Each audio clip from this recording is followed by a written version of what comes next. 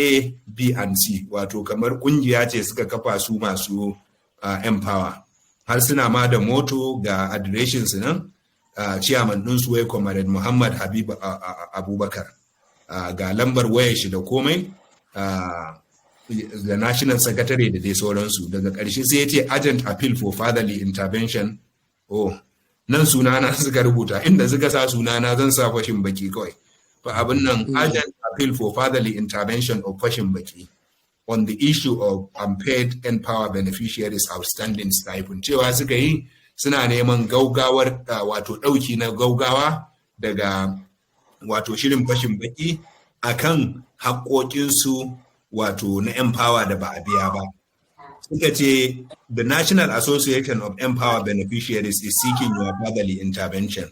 Wato wannan kungiya ta ƙasa ta wato waɗanda suka samu more wato tsarin Npower suna neman ɗaukinmu na gaugawa over our unpaid 9 to 12 month outstanding stipends akan wato kamar allowance ɗinsu na wata 9 zuwa wata 12. Ina ga waɗansu wata 9 ne ba a biya su ba, waɗansu har wata 12, waɗanda held deliberately by the federal government under the Ministry of Humanitarian Affairs and Poverty Alleviation. Suka ce waɗannan allowance ɗin na wata 9 zuwa 12 wato ba a biya su ba, kuma suna zargin cewa wato hukumar jin kai ne da kuma wato magance talauci wato wadda take gargashin gwamnatin tarayya su ne suka rike kudin. Yace the association would like to inform you that the federal government had approved 9-month outstanding stipend since the month of December 2023.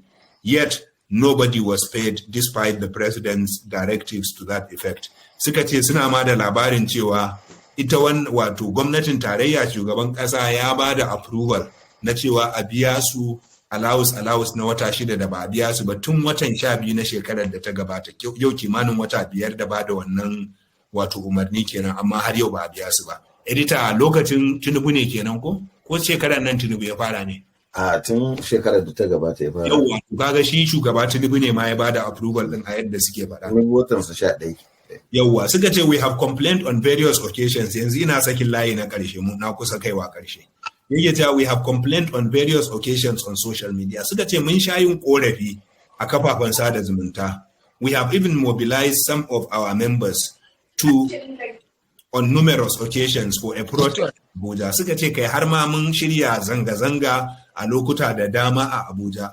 And we have been trying to seek audience with relevant stakeholders. Kuma muna ta ƙoƙarin samun damar tattaunawa da masu ruwa da tsaki related to the matter, all of which are efforts in futility. Suka ce amma dukkansu waɗannan ƙoƙarin da suka yi haƙarsu bata cimma ruwa ba. Suka ce it is on this note that we appeal for your fatherly intervention. Suka ce saboda haka muke roƙon ku shigo cikin wannan magana, ganin yadda wato kuke da kamar faɗa a ji a cikin al'umma, kuma da yadda kuke da ƙoƙari wajen wato kuma dai da sun sani ba su yi wasiƙan nan da turanci ba da yawon tara aiki biyu. Haka ne, ai na kusa zuwa ƙarshe nasu, domin suka ce suna neman mu shigo domin a yi ƙoƙari a samu a biya su waɗannan haƙƙoƙi nasu. Abin nan sannan kuma suka ce domin a cire dakatarwa da aka yi na wato na wannan matsalar, suka ce dai daga ƙarshe su sama da miliyan 1 ne waɗanda suka gama jami'a wannan abu ya shafa. Suka ce sama da matasa miliyan 1 wanda suka gama aiki, amma wannan wato ba su samu aiki ba, kuma aka ba su wannan aiki amma daga ƙarshe aka zo aka rike musu alawus su. Wanda ya ce yana godiya, wanda ya sa hannu shine shugaba na ƙasa kamar yadda aka rubuta a wasiƙan, sunan shi Comrade Muhammad Habibu Abubakar, yana makan shi inkiya da GMB. Wannan dai a takaice wasiƙar kenan edita.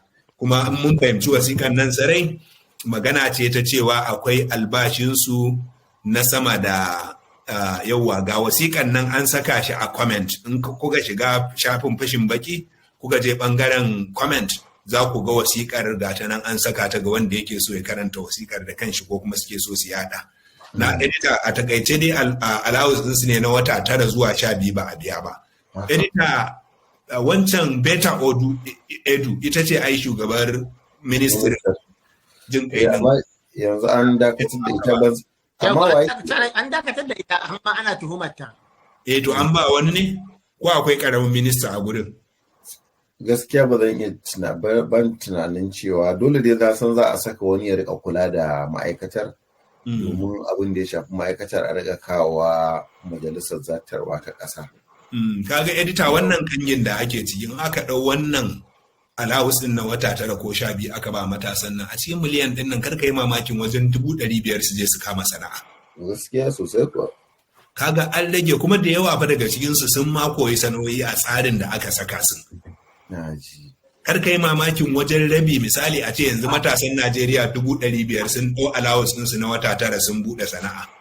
Sai kaga sun ma ɗau 'yan sakandare da 'yan NCE ko 'yan diploma guda 2 ko 3 aiki ko wannansu. Sai kaga an sama da yara miliyan aiki. Haka ne.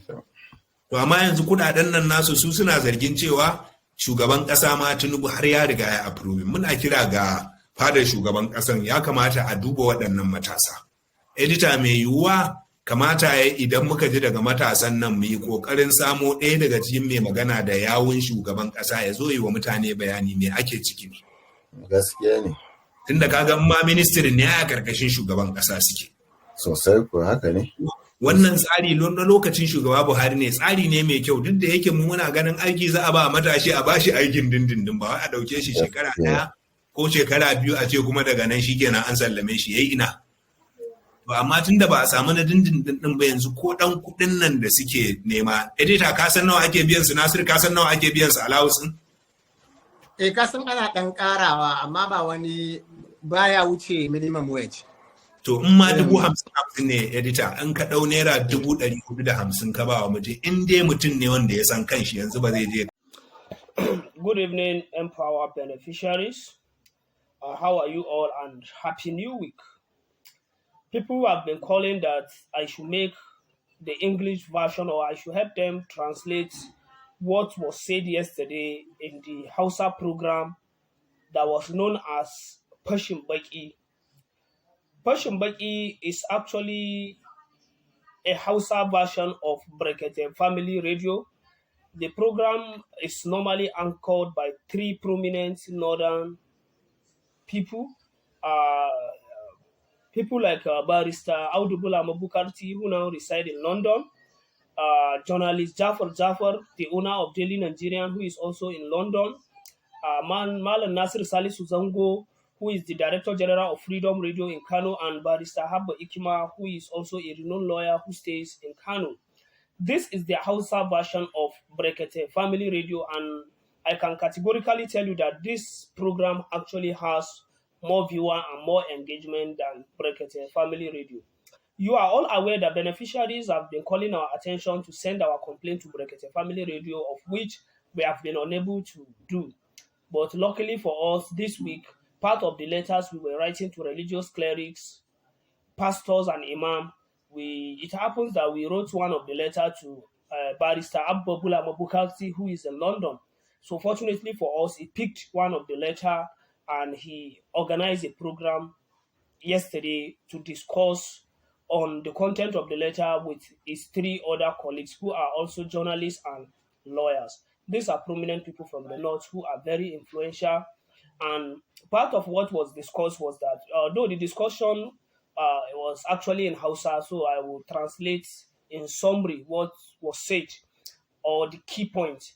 Part of what was discussed was that they tried to let the government know that Npower beneficiaries are currently being owed for 9 to 12 months outstanding stipend, and they let the government know that if the government can try and pay this 9 to 12 months outstanding stipend, 60 to 70% of these beneficiaries will definitely go and create a business with this money, and they will be self-reliant. Imagine calculating 30,000 naira multiplied by 9. That is almost 270,000 naira. According to them, they advise the government that if each of these 1 million youths can get this 270,000 naira, it is actually enough for these youths to go and set up a business and become self-reliant. And they also try to remind the government that since there was an approval before the National Social Investment Program was suspended, that the government should please pay these Empower beneficiaries, because these are youth. These are youth of military age. They are law-abiding citizens. They actually work for this money, and they deserve to be paid.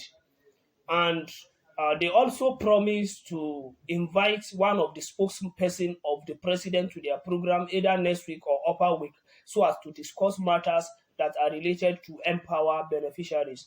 I know they are definitely going to do this, because if you are a keen follower of their program, in their program, they've in the past invited Vice President Kashim Shettima. They invited Peter Obi's vice president, who is Mr. Deti Baba Ahmad. They've invited Atiku Abubakar. They've invited Governor of Kano State on numerous occasions. They've invited Dr. Rabi Musa Konko. So they've actually been inviting prominent personalities in the country. So inviting any of the spokesperson to the president will not be a difficult task for these people. And I'm sure by next week or upper week, they will do that. And the discussion with the spokesperson of the president will be based solely on the issue of Empower beneficiary. Even when, if you watch the program yesterday, the program already has close to 1 million audience or views. Now, this million views, I know that the message is definitely getting to where it is intended to go. And they also promised that they will invite one of Empower ESCO to come and discuss with them, also possibly next week or upper week. So probably they will invite somebody from the presidency who happens to be the spokesman of the president, or somebody who is related with the issue of National Social Investment Program. Then they will now also invite one of Empower representative, so that the discussion will be in a form of debate where everybody will narrate his own side of the story. So possibly either me or the national chairman of this association will represent Empower beneficiary in this discussion. So I just pray they keep to their promise. They invite us and then invite one of presidential spokesperson, so that we can go and table our request, table our problem, and then so that a solution can be collectively sought for. So these are just the few things among what was discussed yesterday in the Hausa program that was known or that is up to today known as Fashin Baki. Fashin Baki is just like a program. It is similar to what Idris Ahmed is doing with Brekete Family Radio. So in summary, what was discussed was they advised the president to clear our 9 to 12 months outstanding stipend, because they believe that giving the youth 270 to 360,000 naira, 70 or 80% of this youth will be able to be self-reliant and be financially independent. They also promised to invite the president's spokesperson to discuss about this Empower issue next week. They also promised to invite one of Empower ESCO to be part of the discussion. So this is just in summary what was discussed for those who don't understand Hausa, or for those who entirely miss the program. Thank you, and keep subscribing to Empower TV. Aluta continua, Victoria Asati.